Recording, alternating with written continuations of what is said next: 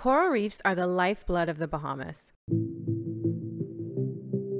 Our waters are home to some of the healthiest reefs in the Caribbean, and scientists have made important breakthroughs right here in our country. But the deadly and relentless stony coral tissue loss disease is ravaging the Bahamas like a forest fire and threatening our very way of life.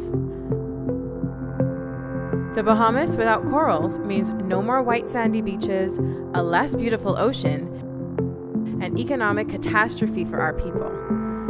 Coastal fishing could also collapse. Tourism will dwindle very quickly, and hurricanes like Dorian would be more deadly than ever before. The message is clear: no coral reefs, no us. That's where marine scientists and you come in.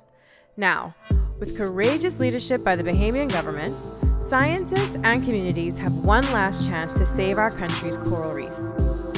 Government has given the Perry Institute for Marine Science and our partners the green light to begin treating corals and stop the spread. But that's only the beginning.